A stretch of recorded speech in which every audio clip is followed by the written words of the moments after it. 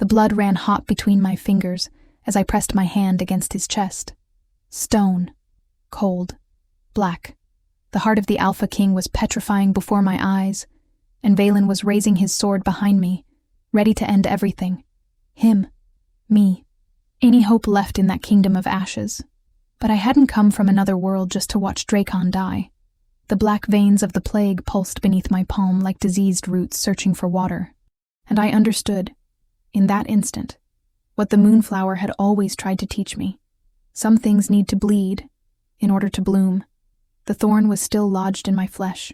The smell of wet earth, ashes, and sandalwood mixed with the iron tang of my own blood. And when I closed my eyes, I felt something awaken in the center of my chest. Something ancient.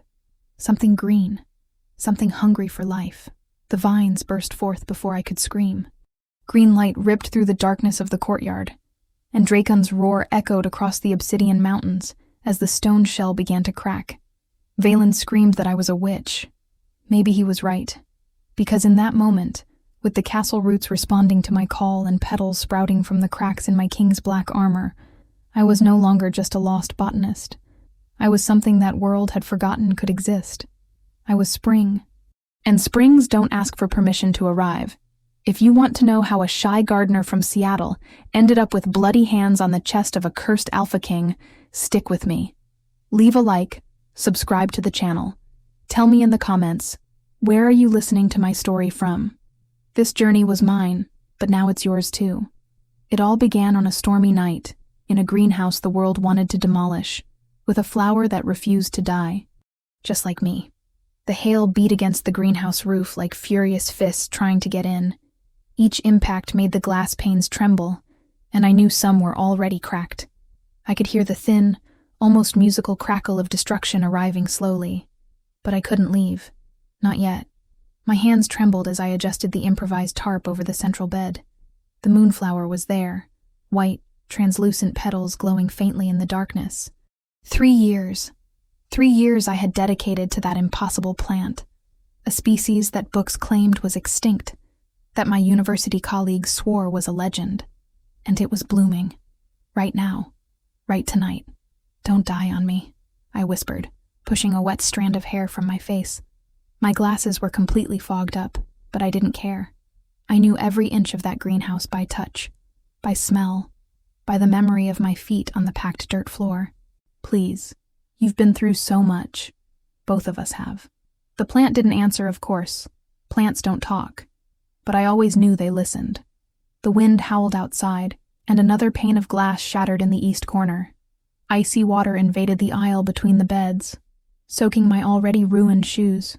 The cold crept up my legs like frozen fingers, but I just pulled my leather apron tighter against my body and kept working. The apron pockets were full, as always. Lavender seeds in the left, rosemary cuttings wrapped in muslin in the right, a small vial of healing salve that I had prepared myself, kept in the inner pocket close to my heart. Old habits. My grandmother said a good gardener never leaves home without her tools, and I took that lesson too seriously for someone who could barely talk to people in the coffee line. Plants were easier. Plants didn't judge my constantly messy hair, the permanent dirt stains under my fingernails, the way I stammered when someone looked me in the eyes for too long. Plants just existed, grew, bloomed when you treated them with patience. People were complicated. Plants made sense. That's when the headlights cut through the darkness. I raised my head, my heart racing. 2 white pickup trucks parked outside, their headlights pointed directly at the greenhouse entrance. Through the fogged glass, I saw silhouettes moving. Men in helmets, reflective vests, the city hall. Midnight on a Tuesday, in the middle of a storm, and they had come. The notice was still crumpled in my coat pocket somewhere inside. I knew what it said. Condemned structure. Risk of collapse. Deadline expired. Demolition authorized. But deadlines are just numbers on paper, and that greenhouse was all that remained of my grandmother, my mother, generations of women who understood that some roots run too deep to pull out.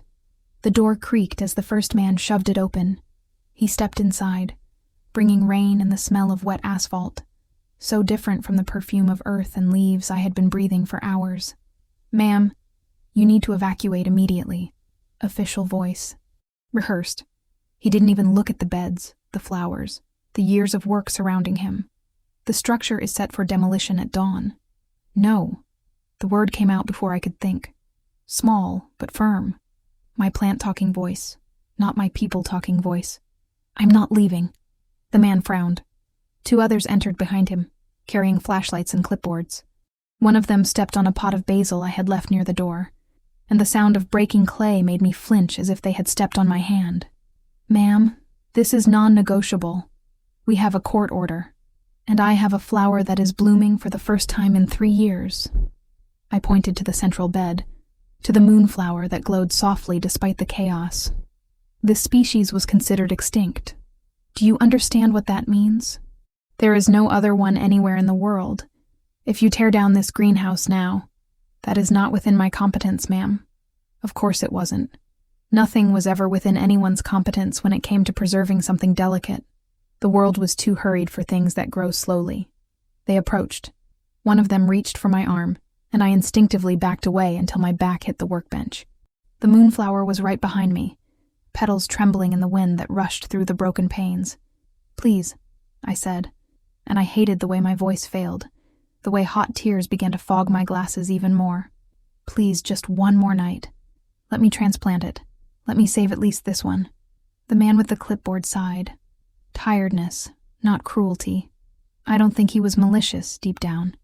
Just another cog doing his job in a machine that didn't care about roots. Ma'am, in 5 minutes we will... The lightning struck without warning. Not on the roof, not on the ground outside.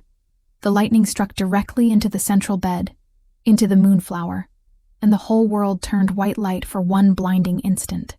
I screamed, or I think I screamed. The sound was lost in the thunder that followed, so loud it made my bones vibrate. When my vision returned, stained with purple spots, I expected to see fire, destruction, ashes, but that's not what I found. The moonflower was growing. The petals multiplied before my eyes, expanding as if decades passed in seconds. The stems thickened, twisted, throwing out roots that ripped the soil of the bed and spread across the greenhouse floor like living veins. The city hall men shouted something, running toward the door, but I couldn't move. I couldn't stop looking. A root touched my ankle. It didn't hurt. It was firm, but gentle, like the hand of someone who wants your attention but doesn't want to hurt you. The root wrapped around my leg, climbing the fabric of my pants, and I felt warmth where it touched my skin. A green warmth, if that makes any sense. A warmth that smelled of spring. The ground began to give way, not like a collapse, like an opening. The cracked concrete of the greenhouse broke apart in petals of stone, revealing light underneath. Green light, golden light, light that pulsed like a giant heart beating somewhere far, far below. What? My voice came out strangled, my hand gripping the workbench as more roots wrapped around me, pulling me down with gentle insistence. The last thing I saw of my world was the face of the man with the clipboard, mouth open in horror, eyes wide reflecting the impossible light that was swallowing me. Then, I fell. It wasn't a violent drop. It was like being carried by a warm current, floating through colors that have no name, crossing a membrane that separated the possible from the impossible. It smelled of wet earth, of ancient ashes, of something that reminded me of sandalwood, though I didn't know why. When I hit the ground, it was hard enough to knock the air out of my lungs. Stone, cold, black. My palms stung as I tried to stand up, scraping against a surface too smooth to be natural. I coughed, pulled in air, blinked away the dizziness. Slowly, the world came into focus. I was no longer in Seattle. The ceiling above me was too high, lost in shadows that seemed alive. Walls of polished obsidian reflected torches that burned with bluish flames instead of orange. The air was icy, sharp, completely different from the humid warmth of my greenhouse. And there was a throne, a massive throne, carved directly into the black rock, covered in runes that pulsed faintly, and on it, a figure that made my heart stop. He was immense, shoulders too wide to be human, hands that could crush my skull effortlessly. Black hair fell in waves to his shoulders, framing a face that would have been devastatingly handsome if not for the horror consuming him. Black veins. They covered half his neck, climbing his jaw like cracks in an ancient statue. They descended over his left shoulder, disappearing under a dark tunic that barely hid how far that darkness had spread. The skin around the veins had a different texture, almost calcified, as if he was slowly turning into stone. And his eyes, ruby red, glowing, fixed on me with an intensity that made me want to dig a hole in the ground and disappear. He leaned forward on the throne, and the movement pulled a sound of contained pain from his throat. When he spoke, his voice was hoarse, broken, like stones grinding against each other. "You smell like life." A long pause, heavy with something I couldn't identify. "How did you get in here?" I opened my mouth to answer. No sound came out. The silence lasted only an instant. Before I could find my voice, the sound of metal against stone echoed through the hall.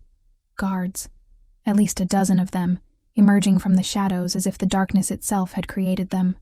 Polished black armor, helmets that hid faces, swords already drawn pointing directly at me. My body reacted before my mind. I backed away, my palms scraping even more against the cold stone, until I felt something solid at my back. A column, icy obsidian cutting through the thin fabric of my blouse. An intruder in the throne room. The voice came from my left, and I whipped my head around so fast my neck cracked. He was beautiful, with a clean, almost artificial beauty. Short blonde hair, defined jaw, eyes such a pale blue they looked like melting ice. His armor was different from the others, silvery and bright, reflecting the blue flames of the torches like a mirror. And in his right hand, a sword that seemed to pulse with its own light. "A witch," he continued, walking toward me with measured steps, "summoned by the plague to hasten the corruption of the king. I don't—" My voice came out strangled, failing mid-sentence. I cleared my throat, tried again.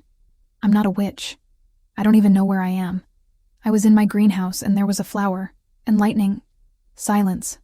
The word cut the air like the sword he carried. The icy eyes narrowed. "Your magic reeks of green rot. You came to accelerate our king's end, and for that you will die." He raised the sword. I closed my eyes. "She stays." 2 words. Only 2. But the weight of them made the whole hall tremble. I felt the vibration in the column behind me, in the bones of my skull, deep in my chest, where my heart pounded uncontrollably. I opened my eyes. The man on the throne had stood up. And God, he was even bigger standing. 7 feet at least. Maybe more. His shoulders blocked part of the torches behind him, casting a shadow that seemed to swallow the very air. Every step he took toward us pulled an almost imperceptible sound of pain from his lips. The black veins pulsed with the effort, and I could see now how they spread even further across his chest, visible through the opening of his tunic. The man in silver armor didn't lower his sword, but he didn't advance either. "My king."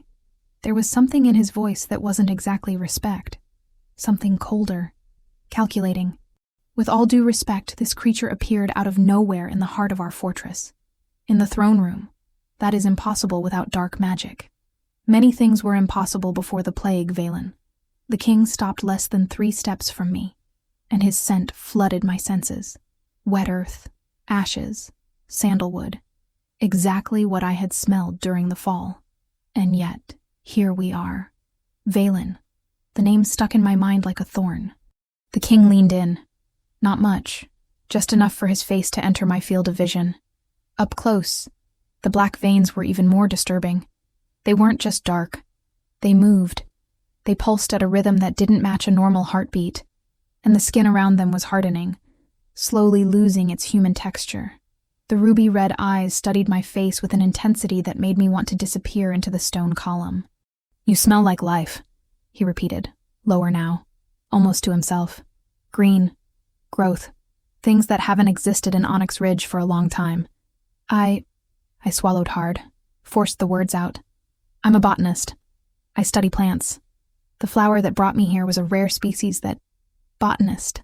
He pronounced the word as if it were from another language. And maybe it was, to him. "She lies, my king." Valen took a step forward, the sword still raised. "She is clearly a spy from the southern kingdom, sent to—" "Valen." The name came out as a low growl, and something in the air shifted. The guards took half a step back. Even Valen hesitated, his fingers tightening on the sword hilt hard enough to make his knuckles white. I said she stays. Question my orders again, and you will find that the plague has not yet taken my strength. The silence that followed was thick enough to cut. Valen lowered his sword. Slowly. Every inch a statement of contained defiance. His icy eyes met mine for an instant, and what I saw there chilled me more than the cold of the hall. Hatred. Pure and patient. As the king commands, he bowed his head minimally, turned on his heel, and marched toward the exit. The guards followed him like obedient shadows, until only the king and I remained in the vast hall, and then he faltered. The movement was small, a slight imbalance quickly corrected, but I saw it. I saw the way his hand went to his chest, pressing against the black veins. I saw the tremor that ran through his immense shoulders. I saw the raw pain that crossed his red eyes before he could hide it. He was dying. That was obvious now. The plague, whatever it was consuming him from the inside out. You should be afraid. His voice was hoarser now, tired. Everyone is. I thought of all the times colleagues had backed away from my poisonous plants, the strange fungi I cultivated, the species that looked more like monsters than flowers. I thought of how I always moved closer while others retreated. I've worked with poisons for 10 years. I adjusted my glasses, an automatic gesture that helped me think. Parasitic fungi. Carnivorous plants. Species that dissolve flesh in minutes. You're not the strangest thing I've ever seen up close. Something shifted in his face. It wasn't quite surprise, but it came close. Before I could stop myself, I took a step forward, then another. My hands itched with the familiarity of diagnosis, the instinct to examine something sick and understand why. May I look closer? His eyes narrowed. What? The plague. I pointed to the veins on his neck, keeping my hand steady despite my racing heart. That doesn't look like leprosy. It doesn't look like common necrosis. At least not the kind I know. The pattern of spread, the way the veins pulse at their own rhythm. I tilted my head, studying. It looks more like a magical fungus, a parasitic symbiosis that is feeding on something inside you. Silence. For one terrible moment, I thought he was going to kill me right there. His jaw clenched, his fists tightened, and the temperature of the hall seemed to drop even further. Then, he laughed. It wasn't a happy laugh. It was bitter, broken, filled with something that sounded like ancient despair. But it was a laugh. 20 healers, he said, his voice carrying the weight of years. 6 shamans. 3 witches I released from the dungeons in exchange for attempted cures. None of them came close to understanding. And you? The red eyes studied me with something new. Curiosity, perhaps. Or hope, though he seemed to have forgotten what that felt like. You look at me as if I were a sick plant in one of your pots. You are an organism suffering from an infection, I replied, because it was true. The fact that you are a king and I have no idea where I am doesn't change that. He stepped closer. I should have backed away. Everything in my survival instinct screamed to retreat, but my feet remained planted on the ground, as stubborn as the roots that had brought me here. Evadne, I murmured, because it seemed important that he know. My name. It's Evadne. Drakon. The answer came low, almost reluctant, as if he hadn't said his own name aloud in a long time. My hand went to my apron pocket before I could think. The vial of salve was still there, miraculously intact after the fall between worlds. Lavender, rosemary, propolis, and some herbs that only existed in my grandmother's greenhouse. This is from my world, I explained, unscrewing the cap. The familiar scent of herbs invaded the cold air, and I saw his nostrils flare. It's healing. Antibacterial. It won't cure you, but... I hesitated, holding the vial between us like an offering. Can I test it? To see how your skin reacts? Drakon looked at the vial, then at me, then at the vial again. When he held out his left hand, the one less affected by the plague, the gesture seemed to cost him something. Trust, perhaps, or simply the effort of moving. I dipped my fingers into the salve and touched his skin. Cold. Rough where the veins passed, like tree bark starting to form. But there was still warmth underneath, still life fighting against what was trying to consume it. I spread the salve over a section of black veins on the back of his hand, working in circular motions that I had repeated thousands of times on diseased leaves. And then it happened. The black skin cleared. Not much, not permanently, but for an instant, perhaps 5 seconds, the veins under my fingers lost some of their darkness. They became gray instead of onyx, human instead of mineral. Drakon held his breath. I did too. When the darkness returned, creeping back like ink spreading in water, I felt something inside me wither. But not die. Never die. It worked, I whispered, more to myself than to him. For a moment it worked. That means the plague isn't irreversible. That means you can cure it. The hope in his voice was the most painful thing I had ever heard. I looked up, at the red eyes that now shone with something beyond constant pain. I looked at the black veins that still pulsed, at the skin that still hardened, at the immense body that was still fighting against what consumed it. I don't know, I replied, because lies don't save anyone. I don't know this world. I don't know your magic. I don't know the plants that grow here, or the fungi that might be causing this. Drakon knelt. The movement was so sudden, so unexpected, that I took a step back before realizing what I was doing. The Alpha King, the man who made guards retreat with a look, was on his knees before me. The black veins pulsed with the effort, and a sound of pain escaped his lips, but he didn't get up. The kingdom is dying with me. His voice was raw now, stripped of any pretense of strength. The land no longer produces. The rivers are drying up. Snow falls even in summer. The plague is not just in me. It is in everything. His red eyes met mine, and I saw something I recognized there. Desperation. The same desperation I felt when I saw the city hall men entering my greenhouse. Cure the land. Cure the king. And I will give you anything. Anything. Within my power.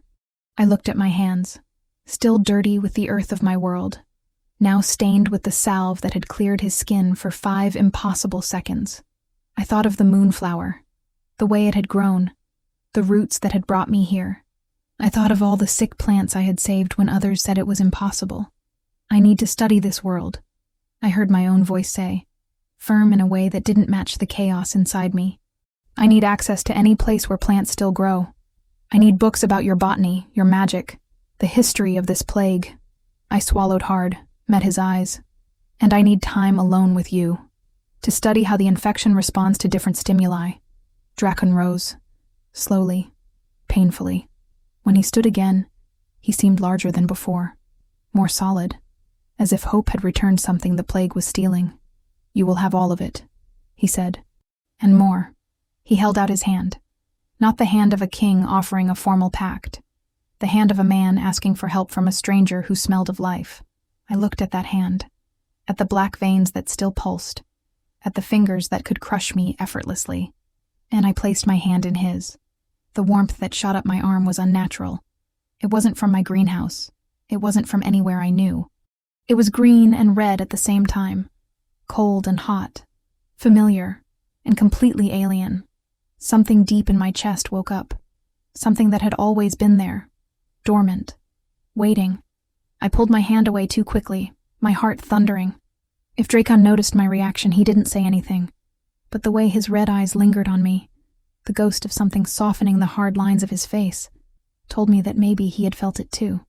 Come, he said, turning toward a door I hadn't noticed before. There is much you need to see, and I fear we have less time than I would like.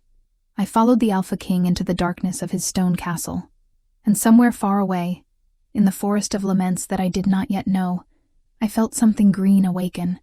The forest of laments wasn't named for nothing. I knew it the instant we crossed the tree line, when the air changed from icy to humid, and a low sound began to pulse between the gnarled trunks. It wasn't wind. It wasn't rushing water. It was something closer to a moan, constant and melancholic, as if the earth itself was weeping. They do that all the time, Drakon said beside me, his rough voice cutting through the lament. The trees, ever since the plague began. I looked at the trunks around us, black as charcoal, covered in moss that glowed faintly with an unhealthy bluish light. The branches curved downward instead of seeking the sky, forming arches that looked like skeletal fingers trying to touch the ground. They are dying, I murmured, more to myself than to him. But slowly, there is still sap running. There is still... A vine moved to my right. It didn't sway in the wind. It moved, deliberately, slithering across the ground toward me like a green snake awakening from a long sleep. The guards accompanying us raised their swords. Drakon stepped forward, positioning his body between me and the plant. No, the word came out before I could think. I pushed his arm, that immense arm covered in black veins, and walked toward the vine. Don't hurt it. Evadne. The name sounded like a warning. These plants are carnivorous. They have already killed dozens of explorers. I know. I knelt on the damp ground, feeling the icy earth through the fabric of my pants. I can see it by the thorns. But look at it. The vine had stopped. Less than a handspan from my outstretched hand, it swayed gently, as if it were waiting. Carnivorous plants attack by reflex, I explained, my voice dropping to the low tone I always used with delicate specimens. Any nearby movement triggers the mechanism, but this one stopped. It's studying me. I held out my fingers. The vine touched my palm. The contact was soft, almost shy. The surface was cold and slightly sticky, exactly as I expected from a species adapted to catch prey. But there was no aggression there, no hunger. There was curiosity, and then I felt it. A pulse, faint, almost imperceptible, traveling from the vine to my skin, like a heart beating very, very slowly, like a question being asked in a language I didn't know but somehow understood. Who are you? Evadne, I whispered in response. I am Evadne, and I came to help. The vine wrapped around my wrist, not tightening, embracing. Behind me, I heard Drakon hold his breath. When I stood up, the vine came with me, climbing my arm like a living bracelet. Others began to emerge from the soil around us, but none attacked. They simply observed. Branches that had been curved downward began to rise. The constant lament diminished, replaced by something closer to a sigh. Impossible. Drakon's voice was low, heavy with something that sounded like reverence. They never, in all the years since the plague began, they never responded to someone? I turned to face him, the vine still wrapped around my arm like a living bracelet. Maybe they just needed someone who knew how to listen. The ruby-red eyes studied me with a new intensity. No longer the cautious curiosity of the throne room. Something deeper now. Something that made my stomach clench in a way that had nothing to do with fear. You are more than a botanist, he said finally. Perhaps. I looked at the vine, at the way it pulsed softly against my skin. Or perhaps this world is awakening something that has always been asleep in me. We continued through the forest, and it opened for me. Branches that blocked the path moved away when I approached. Roots that formed deadly traps flattened under my feet. The carnivorous plants withdrew their thorns, and flowers I had never seen, black petals with centers that glowed like embers, turned their faces toward me like sunflowers seeking light. Drakon watched everything in silence. I could feel his gaze on my back, heavy and constant. I could hear his labored breathing, the effort that each step cost his body consumed by the plague. More than once, I saw out of the corner of my eye how he touched his chest, pressing the black veins as if he could push them back inside. We need to stop, I said when the sun began to set, staining the visible sky between the canopy a blood red. You need to rest. I'm fine. You're lying. The look he shot me should have made me retreat.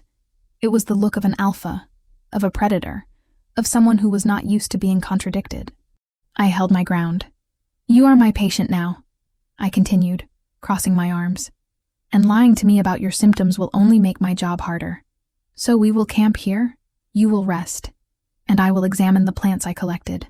For a long moment, I thought he was going to argue. His jaw clenched, his fists tightened, and the black veins pulsed with something that looked like anger. Then he laughed. That same bitter, broken laugh from the throne room, but with something extra this time. Something that almost felt like affection. You are the first person in 5 years to give me orders, he said, his voice carrying an ancient tiredness. The last was my mother, and she is dead. Something in me tightened at the raw pain in those words.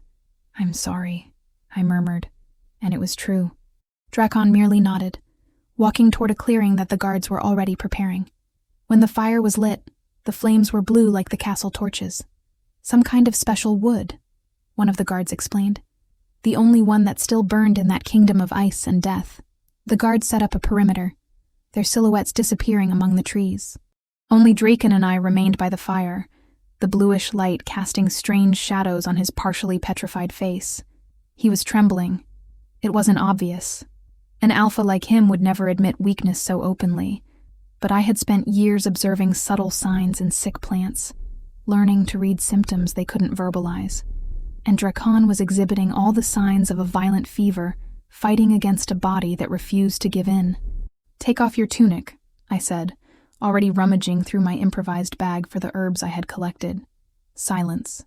I raised my eyes to meet his gaze fixed on me, something indescribable crossing the red eyes. "The tunic," I repeated, feeling the heat rise up my neck. "I need to see how the plague is progressing, and prepare compresses for the fever." For a moment he didn't move. Then, with slow and painful movements, Drakon pulled the tunic over his head. I held my breath. The black veins were worse than I imagined. Much worse. They covered almost the entire left side of his torso, branching out like the roots of a sick tree. The skin around them was hardening, losing elasticity, slowly turning into the same obsidian that formed the castle walls. And in the center, over his heart, there was a mark. It wasn't a vein. It was something more. A symbol, perhaps, or a wound that never healed. It pulsed with a faint, sick light, and each pulse seemed to pull a tremor from his body. "The origin?" I murmured, approaching without realizing. "Is this where it started?" 5 years ago. His voice was tense with contained pain. "A poisoned arrow. We never found out who shot it. By the time I realized something was wrong, it was already too late." My hands went to his chest before I could stop myself. The skin was an impossible contrast. Icy where the veins passed, burning where it was still human. Beneath my fingers, I felt his heart beating, fighting against the prison of stone that was trying to swallow him. "You're burning," I whispered, and my voice came out rougher than I intended. "Always." He closed his eyes, his head tilting slightly back. "The cold is constant, but the center always burns." I worked in silence for the next few minutes. I mashed the herbs I had collected, mixed them with water from a nearby stream that still ran clear, prepared compresses that smelled of wild mint, and something else, something that had no name in my world, but which the plants there seemed to offer freely. When I pressed the first compress against his chest, Drakon let out a sound that wasn't exactly pain. It was relief, deep and desperate, as if he had forgotten what it was like not to suffer. "Better?" I asked softly. "You have no idea." His red eyes opened, meeting mine. The distance between our faces was too small. I could see every detail of the black veins climbing his neck, every line of exhaustion etched into his features. "Where did you come from, Evadne?" "Seattle." The word sounded strange here, in this world of magic and plague. A city, in another place, another world. It wasn't a question. "Yes." He raised his hand. Slowly, as if afraid of scaring me. His fingers touched my face, pushing away a strand of hair that had escaped my loose ponytail. The touch was surprisingly gentle for someone his size. "I have never seen anything bloom here," he murmured, his eyes scanning my face as if trying to memorize every detail. "Not since the plague began. Everything I touch dies. Everything around me withers." His fingers moved down my face, tracing the line of my jaw. "But you make the plants wake up. You make the forest stop weeping." My heart pounded so hard I was sure he could hear it. "I didn't do anything," I protested faintly. You exist." The interruption was gentle, but firm. "And that is more than this kingdom has had in 5 years." His hand moved to the back of my neck. Not pulling, not forcing. Just resting there. The warmth of his palm contrasting with the cold of the black veins I could see snaking across his wrist. We leaned toward each other. I don't know who moved first. Maybe it was me. Maybe it was him. Maybe the gravity of that moment simply gave us no choice. His lips were a breath away from mine when the howl cut through the night. We pulled away as if we had been burned. The howl came again, closer this time. It wasn't a wolf, I realized with a shiver. It was a hunting sound, organized and intentional. A sound of war. Drakon was already standing, the tunic back on his body, all vulnerability replaced by the rigid posture of the Alpha King. "Valen!" he growled, and the name carried all the hatred I had seen in the silver-armored man's eyes. He followed us.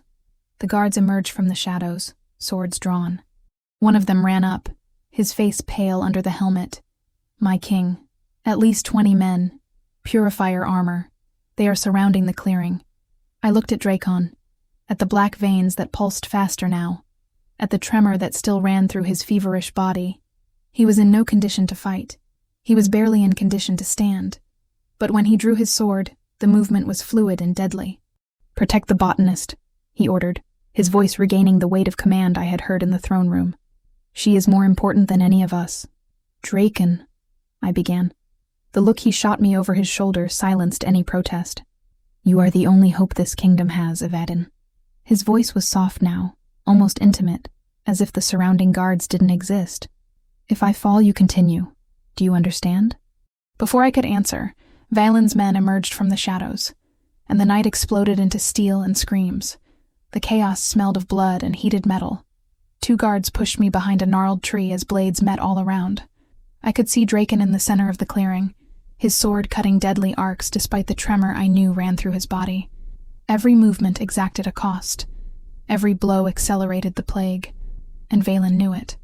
The silver-armored man wasn't fighting. He was watching, mounted on a black horse at the edge of the clearing, his icy eyes calculating every second Drakon spent defending himself, waiting, letting his men do the work of exhausting an already dying king. 3 of Drakon's guards fell, then 2 more. Valen's men were many, and the numerical superiority was beginning to take its toll. "We need to get her out of here," one of the guards beside me whispered. "If the king falls, he won't fall." The words came out fiercer than I knew myself capable of. I won't let him. But what could I do? I was a botanist. My weapons were patience and knowledge, not steel and strength. The vine on my arm pulsed. I looked down, at the plant that had refused to let go since we entered the forest. It was thicker now, more alive, the small leaves trembling with something that felt like urgency. And then I understood. It wasn't the vine that had changed. It was me.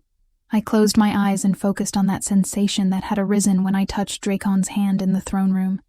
That green awakening in the center of my chest. That warmth that smelled of spring. The surrounding plants responded. Not with words, obviously. Plants don't talk.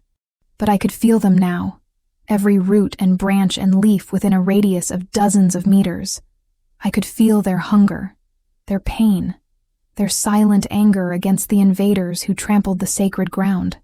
I pushed the guard aside and stepped out from behind the tree. "What are you doing?" he shouted. I didn't answer. I walked toward the center of the clearing, my hands outstretched, my eyes closed. The vine on my arm unwrapped and plunged into the soil like an anchor connecting to the bottom of the sea, and the forest of laments awoke. Roots erupted from the earth beneath Valen's men. Not killing. I didn't want to kill. But trapping. Wrapping around ankles, climbing legs, immobilizing arms that wielded swords. The cries of surprise spread like wildfire, and for one glorious moment, the battle stopped. Drakon looked at me across the clearing. There was blood on his face. I don't know if his or the enemy's. The black veins pulsed violently, and he could barely stand. But in his ruby-red eyes, I saw something that looked like wonder. And then Valen attacked. Not the guards, not Drakon. Me. The black horse charged before I could react. Valen's flaming sword cut the air in a downward arc, and all I could do was raise my arms in an instinctive and pathetic defense. The blow never arrived. Drakon appeared between us like a solid shadow, his body absorbing the blade that was meant for me. The sound he made when the steel pierced his shoulder will haunt me forever. It wasn't a scream. It was something worse. The sound of someone who already carries so much pain that a little more barely makes a difference. "Drakon!" He fell to his knees, his hand grabbing my arm so he wouldn't collapse completely. Valen retreated, a cold smile curving his perfect lips. "Fascinating," he said, his voice carrying an icy satisfaction. The corrupted king sacrificing himself for his invading witch. How poetic. Valen. Drakon's voice was a strangled growl. "This is treason. This is purification." Valen dismounted, the flaming sword still dripping the king's blood. You are dying, Drakon. The plague is consuming you. Every day you remain on the throne is a day the kingdom rots along with you. He walked toward us, each step measured and deliberate. I am saving our people. I am burning the disease before it spreads beyond repair. Valen's men had freed themselves from the roots as my concentration failed. They surrounded us now, swords pointed, forming a ring of steel and hostility. I looked at Drakon. Blood soaked his tunic, mixing with the black veins in a grotesque pattern. He tried to stand up and failed, his body finally giving in to what his will had refused for too long. Run, he murmured, his eyes meeting mine. Evadne, run. No, you need to continue. The cure? There is no cure without you. I knelt beside him, my hands finding his face, forcing him to look at me. Did you hear? I didn't come from another world to watch you die in a clearing. Something hot streamed down my face. Tears, I realized distantly. I was crying. When was the last time I cried for someone other than my plants? Valen stopped a few steps from us, the sword raised. Touching, he said, but useless. The blow descended, and the trees screamed. It wasn't the low, constant lament I had heard before. It was a howl, high-pitched and furious, that made the very air vibrate. The branches curved toward Valen, thorns sprouting from previously smooth bark, and the flaming sword was snatched from his hand by a thick vine that appeared out of nowhere. The forest was protecting me. I felt every tree as an extension of my own body. I felt its anger, its pain, its fierce determination to preserve something, anything, after years of slow death. But I was weak, too weak. The power that had awakened in me was new, uncontrolled, and Valen was already recovering from the initial shock. Witchcraft, he spat, backing away. Bind them both. Take them back to the castle. The kingdom needs to see what happens to corrupted kings and their witches. Rough hands grabbed us. Drakon tried to fight, but the shoulder wound and the accelerated plague made every movement an agony. I tried to call the plants again, but the connection was too tenuous, slipping between my fingers like water. The last thing I saw before a black hood was forced over my head was Drakon's face, bloody, defeated, and yet looking at me as if I were the only light in a world of darkness. Then everything went black. The castle of Onyx Ridge looked different when we returned. Maybe it was because I was being dragged through the corridors like a prisoner, wrists tied so tight that my fingers tingled. Maybe it was because the entire place seemed to bow before Valen's presence, guards and servants lowering their eyes when he passed. Or maybe it was because part of me knew this would be my tomb. They threw us into a cell together. A small favor, I thought bitterly, as I crawled to where Drakon was slumped against the wall. The wound on his shoulder had stopped bleeding, but the black veins had spread faster. They climbed his neck now, crawling toward his jaw, and the skin beneath them was visibly hardening. Hey, I touched his face, my fingers trembling. Drakon, hey, look at me. The red eyes opened, blurred at first, then finding mine with visible effort. Evadne. My name was a broken whisper. You should have run. You should have let me take that blow. A ghost of a smile crossed his cracked lips. Couldn't. He coughed, and the sound was too wet. The bond won't let me. Bond. The word echoed in the cold space of the cell. What do you mean? Drakon closed his eyes, his head tipping back against the stone. Ever since you arrived, he murmured. Since I smelled you in the throne room. There is something pulling me toward you. Something I can't explain or control. A long pause, heavy with meaning. My mother called it the bond, the connection between alphas and their fated mates. I always thought it was a legend. My heart stopped. Fated mates? Souls that were made for each other, that find each other across worlds, across lifetimes, across impossibilities. The red eyes opened again, and the intensity there stole my breath. You were brought here by lightning and a flower, Evadne. Do you think that was a coincidence? No, I didn't think so. From the moment the moonflower had pulled me through the portal, something inside me knew this was my destiny. Something beyond logic, beyond science, beyond everything I had spent my life studying. I don't believe in fate, I said, because it was true. Or it had been, until a few days ago. Neither did I. Drakon raised his hand, his fingers touching my face with the same gentleness as the night before. Until you. Tears burned my eyes again. I let them fall this time. You're dying, I whispered. I know. I won't let you. His smile was sad, resigned. The smile of someone who has already accepted the inevitable. There's no choice, Evadne. The plague is accelerating. Valen's wound only made things worse. In a few hours, he didn't finish. He didn't need to. I closed my eyes, trying to think. There had to be a way out, a solution. I had spent my life finding cures for plants that others considered dead. I couldn't fail now. Not with him. The ingredients we had collected in the forest. Where were they? They had searched us when we arrived, taking everything we had. Everything except... My hand went to the inner pocket of my apron. It was still there. The small seedling I had hastily pulled out while fleeing. The plant the others had pointed out to me, whose roots glowed with a faint golden light. The plant of cure. I pulled it out, and Drakon's eyes widened. How did you... They didn't search the apron properly. I studied the seedling in my hands. It was small, fragile, barely bigger than my fist, but it pulsed with life, with potential, with possibility, if I could make it grow. The sound of footsteps in the corridor made us freeze. I quickly put the seedling back in my pocket, my heart thundering. The cell door opened, and Valen walked in. Alone this time, without the silver armor. He wore simple clothes, and without the shine of the metal, he looked almost human. Almost. The execution will be at dawn, he said, his voice flat. In the central courtyard. I want the whole kingdom to see what happens to those who bring corruption to Onyx Ridge. Drakon tried to stand up. He couldn't. Valen, he growled. If you do this, the kingdom will fall. The plague will not die with me. It will spread without anyone to contain it. Lies of a desperate king. Valen walked until he stood before us, looking down with disdain. The plague was born from you, Drakon. When you die, it will die too, and I will rebuild what you destroyed. You're wrong. All eyes turned to me. The plague is a fungus, I said, forcing my voice to remain firm.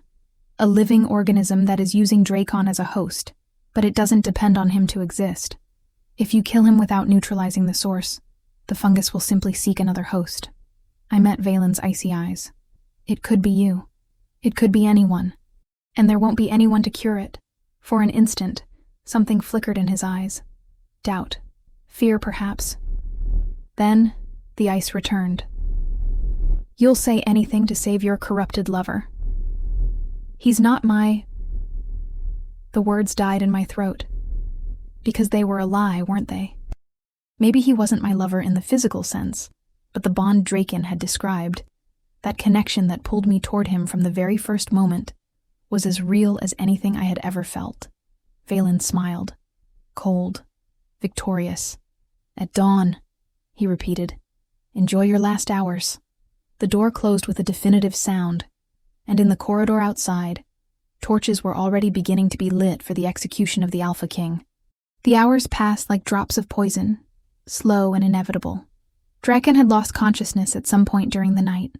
The fever consumed what was left of his strength, and the black veins had already reached his jawline, crawling toward his face like hungry shadows. I held his head in my lap, my fingers tracing gentle circles in his hair, murmuring words that made no sense but seemed to calm him. The plant seedling rested beside me, its golden roots pulsing faintly in the darkness of the cell. I had spent hours trying to understand. The salve from my world had cleared his skin, for instance. The forest had responded to my call. The plant had practically offered itself when we passed it. All the ingredients were there, but something was missing. A catalyst. A spark. My grandmother's voice echoed in my memory, as clear as the day she had taught me about the most difficult flowers in her garden. Some things need to bleed in order to bloom, my dear. Sacrifice is part of the cycle. Blood. I looked at the seedling, at Drakon, at my own hands, dirty with earth and tears. The answer had been there all along. I just didn't want to see it. When the guards came to fetch us, I was ready. I didn't fight when they dragged me through the corridors. I didn't protest when they tied my wrists with new ropes, tighter than the previous ones. My eyes remained fixed on Drakon, on the body that could barely stand as two guards carried him like a broken trophy. The central courtyard of Onyx Ridge was packed. The kingdom's people huddled in silence, thin faces and empty eyes watching the spectacle Valen had prepared. There were no shouts, no protests, just that silent acceptance that comes from years of suffering, from watching your world die slowly without being able to do anything. A scaffold had been erected overnight, black wood against black stone, chains dangling from thick posts. And in the center, Valen waited, the flaming sword resting in his hands like a scepter of destruction. Drakon was chained first. The metal clanged when they locked the shackles around his wrists, forcing him to his knees. His head drooped forward, black hair hiding his partially petrified face. But I saw when his red eyes opened, searching for mine through the crowd. I met them. There was so much in that look. Apologies for not being strong enough, gratitude for trying, and something else. Something that made me want to scream against the injustice of finding it now, at the end of everything. Love. A love that even he didn't seem to fully understand. Too new, too strange, too impossible, but real. As real as the bond pulsing between us. Valen raised the sword. People of Onyx Ridge. His voice cut through the silence.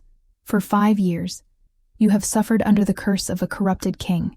The plague that devours our land was born from him. The death that surrounds us is his fault.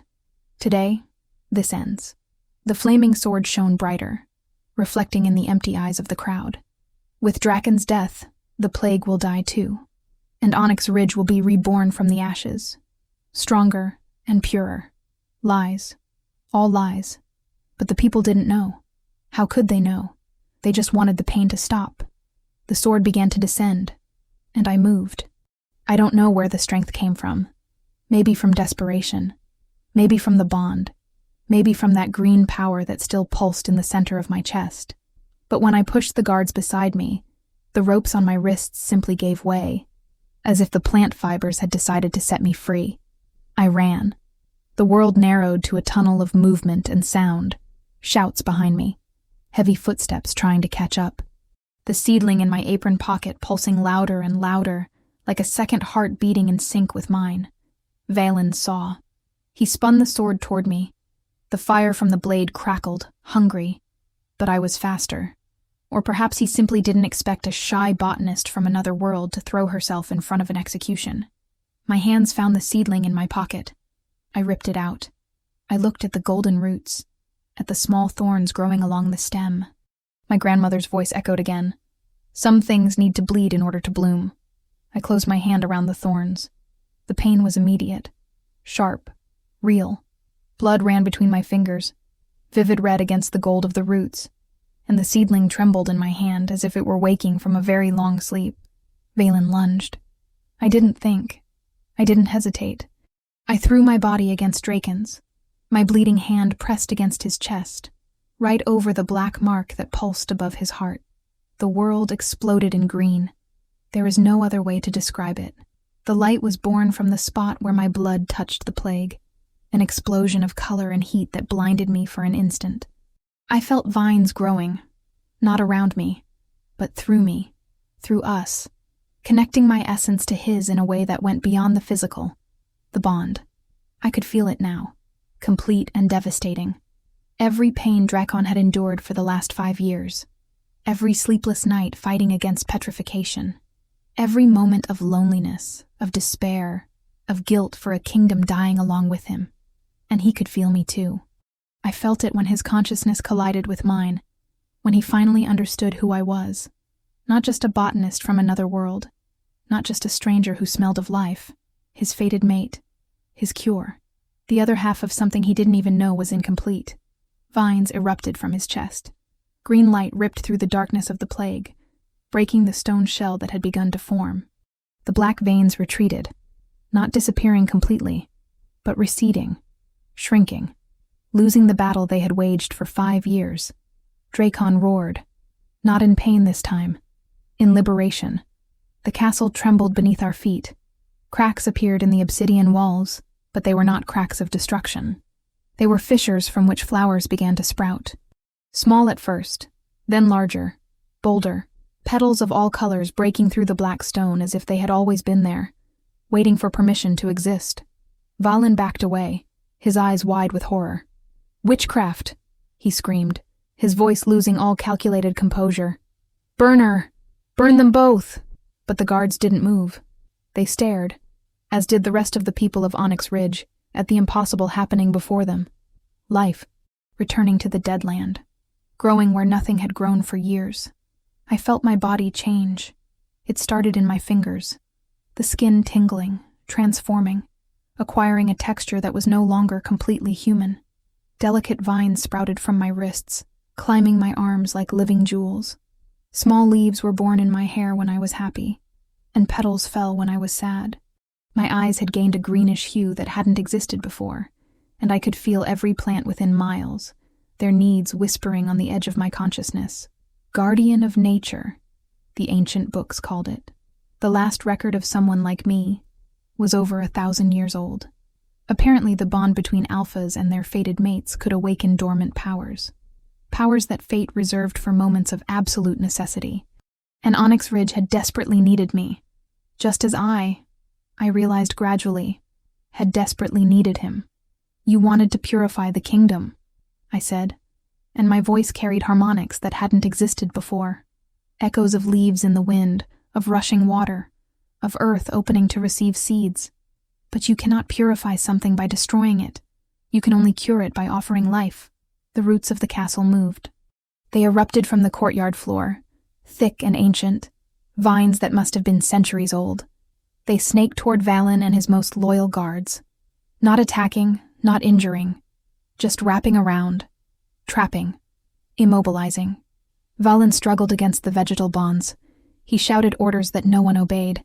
He threatened, begged, cursed. It didn't matter. Plants didn't care about words. They only responded to truth. Drakon rose beside me. The stone shell had completely cracked, revealing the skin beneath, pale and scarred but alive. The black veins still existed, reduced now to thin lines that snaked across his arms like memories of a war almost lost. And his ruby-red eyes shone with something I had never seen there before. Hope. True and complete. "The plague," he said aloud, to the people watching in stunned silence. "It was not born from me. It was planted in me, 5 years ago, by a poisoned arrow." His eyes found Valen, who had finally stopped struggling against the roots. An arrow that came from the bow of someone I called friend. Valen paled. "Lie," he hissed. "I would never—" "You smell of guilt," I said, because it was true. I could sense it now. With these new senses, the bond had awakened. Every emotion had a smell, a color, a texture. "Ever since you entered the cell last night, it smells of fear of being discovered, of rotten ambition, of jealousy of someone who always wanted what wasn't theirs." The silence that followed was absolute. And then, to my surprise, Valen laughed. A sharp, almost hysterical laugh. "So what?" He raised his head, his icy eyes finally abandoning the mask of nobility. "Yes, it was me, the great Drakon, the perfect alpha, always so loved, so respected. While I was just the second, the advisor, the shadow." He spat on the ground. "You didn't deserve this kingdom. You didn't deserve the power that was born with you. The plague was a gift, a way to level what should always have been leveled." Drakon took a step forward, but I touched his arm, stopping him. "He's not worth the effort," I murmured, "and there are more important things to do." I looked around, at the people of Onyx Ridge.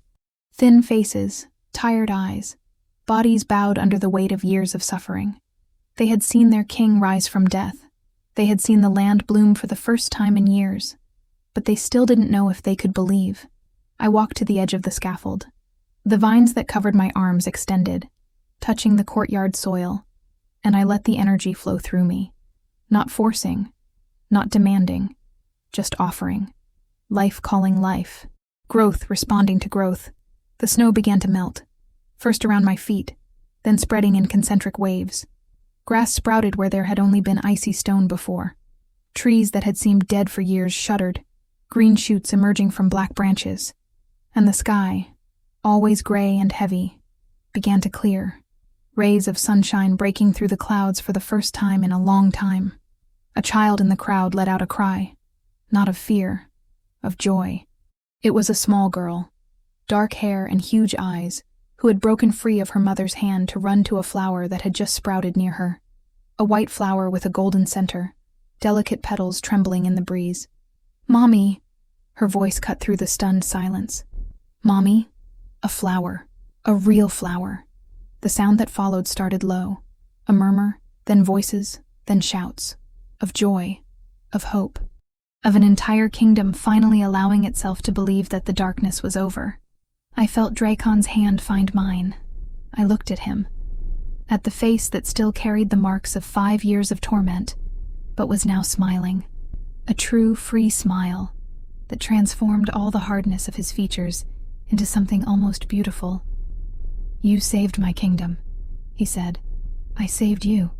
I squeezed his hand. The kingdom was a consequence. His smile widened. And there, in the middle of a courtyard that was blooming around us, under a sky that finally remembered what it was to be blue, the Alpha King of Onyx Ridge leaned down and pressed his forehead to mine. The bond sang between us. Complete. Finally complete. The following days passed like a dream I was afraid to wake up from. Valen and his followers were judged by the kingdom's council, their betrayals exposed before everyone. There was no execution. Drakon decided there was already too much blood in that land, that the spring that was finally arriving deserved to begin without more death. The traitors were exiled, sent beyond the mountains, with nothing but the clothes on their backs and the certainty that they would never be welcome in Onyx Ridge again. I watched the trial by Drakon's side, my hand in his, the vines that still grew on my arms intertwining with my king's fingers. The people of the kingdom looked at me with something between reverence and curiosity. The botanist from another world who had cured the incurable. The stranger who had made the earth bloom. Some called me a witch. Others, a savior. I preferred simply Evadne. The transformation of my body had stabilized in the days after the awakening. The vines remained, delicate and alive, snaking across my arms like natural jewelry. Small leaves sprouted in my hair when I was happy, and petals fell when I was sad. My eyes had gained a greenish tint that didn't exist before, and I could feel every plant within miles, their needs whispering on the edge of my consciousness. Guardian of nature, the ancient books called it. The last record of someone like me was over 1,000 years old. Apparently, the bond between alphas and their fated mates could awaken dormant powers. Powers that fate reserved for moments of absolute necessity. And Onyx Ridge had desperately needed me, just as I realized gradually, had desperately needed him. The snow melted completely in the first week. In the second, the rivers ran clear again, and the fields that had been barren for 5 years exploded in green. Peasants who barely remembered how to plant returned to the land with tears in their eyes, seeds in their hands, and a fierce hope in their chests. And I was at the center of it all, guiding, teaching, healing. My greenhouse in Seattle seemed like a distant dream now. Sometimes at night, I thought about it. The broken glass, the plants I had left behind, the moonflower that had sacrificed everything to bring me here. One night, Drakon found me in the castle garden, looking at the stars that were different from the ones I knew. "You miss it," he said. It wasn't a question. Sometimes. I leaned into him when his arm wrapped around my shoulders. His warmth was constant now, the fever of the plague replaced by the natural heat of an alpha in full health. Not the people. I was never good with people. But the plants. My greenhouse. The memories of my grandmother in that place. Drakon was silent for a moment. "I can show you something," he said finally. "If you want." I held his hand and let him guide me. The castle of Onyx Ridge had changed so much in the last few weeks that sometimes I barely recognized it. Flowers sprouted from the obsidian walls. Vines climbed the towers. The air that was once icy and sharp now carried the perfume of dozens of different species. Some I recognized from my world, others completely new. Drakon led me through corridors I hadn't yet explored, descending spiral stairs to a part of the castle that seemed older than the rest. The walls here were rough, unpolished stone, and natural torches lit the way. We stopped before a double door of dark wood. "This belonged to my mother," Drakon said, his voice carrying an ancient longing. "She also had an affinity for plants. Not as strong as yours, but enough to create this." He opened the doors, and I lost my breath. It was a greenhouse. Not like mine in Seattle. with broken glass and a condemned structure. This one was immense, built inside a natural cave that opened to the sky through a crystal dome. Sunlight streamed through the crystal, creating rainbows that danced on the walls. And everywhere, in organized beds and stone pots, plants grew. Or they had grown, before the plague. Now, most were dead. Dry stems, brown leaves, sterile earth. I tried to maintain it, Drakon said, his voice heavy with guilt. After she died, after the plague began, I tried. But everything I touched died. I finished softly. I know. I walked into the greenhouse, my bare feet touching the cold earth.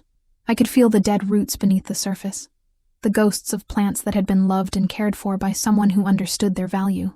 I knelt in the center of the space. I closed my eyes, and I let the power flow. Green, golden, pulsing.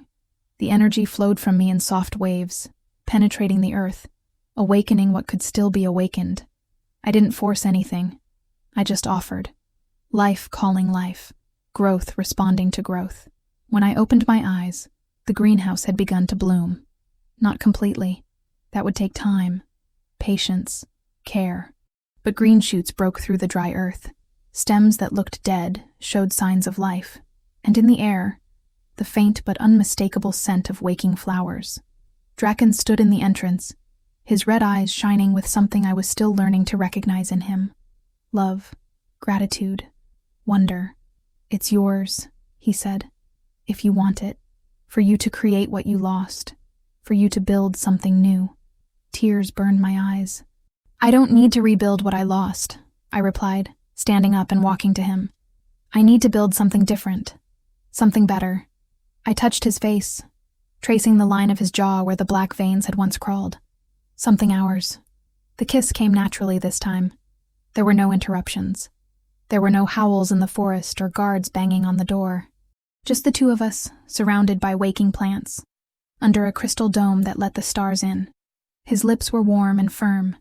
His hands, massive and gentle, held my face as if I were the most precious thing in the universe. And the bond between us sang, complete and eternal, promising a future neither of us had dared to imagine. When we separated, we were both smiling.